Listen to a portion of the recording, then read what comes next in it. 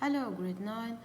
Today we just reviewed the previous lesson, diffusion and osmosis, and we started an introduction to the new lesson, section 5, which is active transport. First of all, let's review what we took. We learned that materials move across membranes because of concentration differences. The first type of transport is the passive transport, which it doesn't require energy for the cell to transport molecules, and this type of transport has three types. The first one is diffusion, in which movement of molecules happen from region of high concentration to region of lower concentration, and usually small substances such as liquids and non-polar molecules move through this way, which is the diffusion.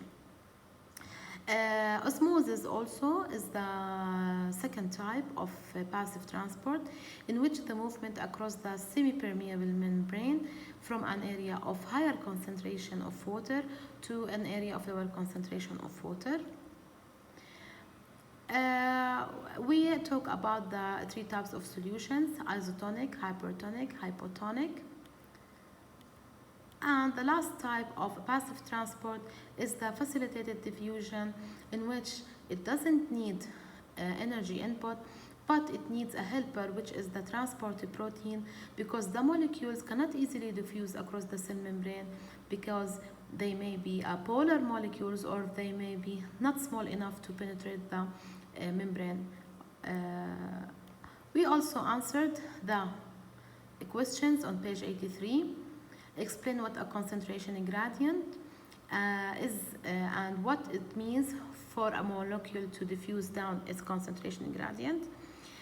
Of course, as we learned, concentration gradient is the difference of concentration between two locations or two solutions, and the meaning of molecule to diffuse down its concentration gradient means the molecules or the solute particles move from region of high concentration to region of low concentration.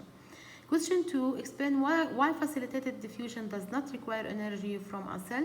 Because facilitated diffusion depends on moving of molecules down the concentration gradient, which doesn't need any energy input.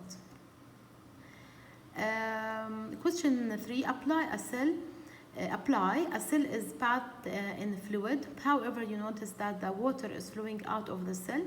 In what kind of solution is this cell immersed? Okay, when the cell is bathed in a fluid, and you notice that the water is flowing out of the cell, so the inside of the cell is hypotonic, okay, and the outer solution where the cell was immersed is hypertonic. Compare how are receptors and transport proteins similar. Both are proteins, as we said, and may work with only specific molecules, and they both require a change in shape to accomplish their function. The last question was, when a person becomes dehydrated due to the loss of fluids and solutes, and this mainly happens due to some infection. And one case is like diarrhea. They use normal saline. Okay, normal saline is composed of water and salts. Now, during this situation, they infuse the the saline solution into the bloodstream by medical personnel. Why is saline solution used instead of pure water? Why they don't use pure water? Because the pure water may be hypotonic relative to the contents of the blood cells, so the water would rush into the blood cells, and this could cause the cells to burst and die. Okay, so the saline solution should be isotonic when you compare it to the cell contents. Okay, all right. Also, we started the new lesson, which is about the active transport. Active transport is another type of or another way of moving molecule across the cell membrane.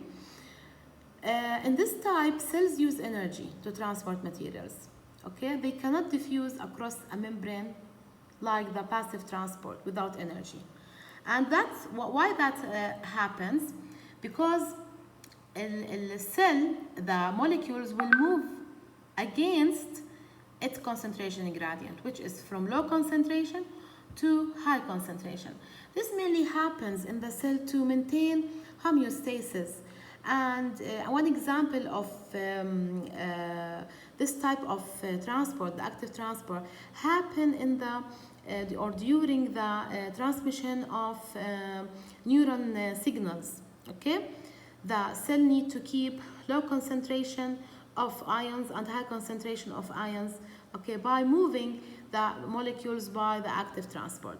So active transport needs energy, and this energy is in the form of ATP, okay, and active transport occurs through transport protein pumps, as you see here. These are specialized proteins that pump the molecules in the way which is against the concentration gradient from low to high.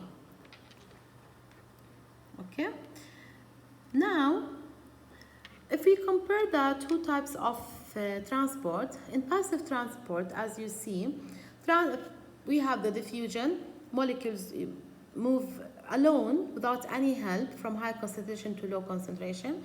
In facilitated diffusions, also the molecules move through the cell membrane from high concentration to low concentration, but by the help of transport proteins.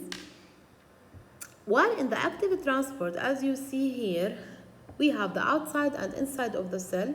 Outside of the cell, as you will see here, the square molecules are entering from outside to inside, okay? And they keep the concentration inside high and outside low. And this happens by the help of ATP, the energy ATP, okay? So we'll continue tomorrow. Take care.